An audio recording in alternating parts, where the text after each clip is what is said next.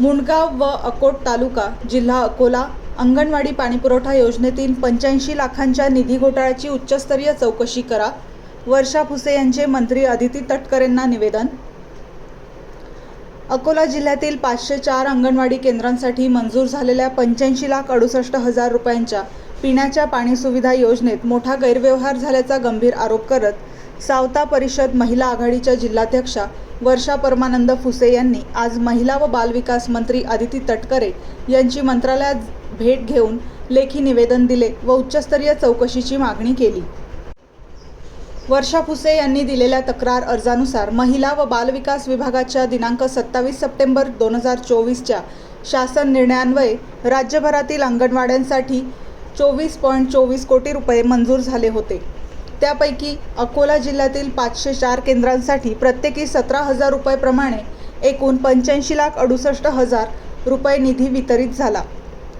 तालुकानिहाय निधी वाटप: अकोला 1 100 केंद्रे 17 लाख रुपये, अकोट 95 केंद्रे 16,15,000 रुपये, बार्शी टाकळी 45 केंद्रे 7,65,000 रुपये, बाळापूर 70 केंद्रे 11,90,000 रुपये, मूर्तिजापूर 64 केंद्रे 10,88,000 रुपये, पातूर 55 केंद्रे 9,35,000 रुपये, तेल्हारा 75 केंद्रे 12,75,000 रुपये, एकूण 504 केंद्र 85,68,000 रुपये.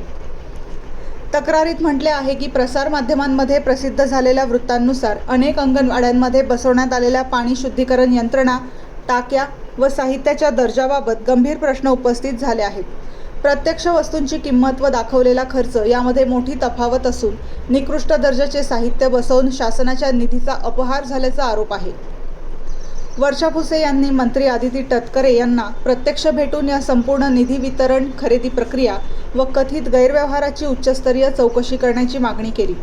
दोषींवर कडक कारवाई करून अंगणवाडीतील चिमुकल्यांना दर्जेदार पाणी सुविधा मिळावी अशी मागणी त्यांनी केली. मंत्री अदिती तटकरे यांनी निवेदन स्वीकारून तातडीने चौकशीचे आश्वासन दिल्याचे समजते. MG न्यूज प्रतिनिधी वर्षा भुसे.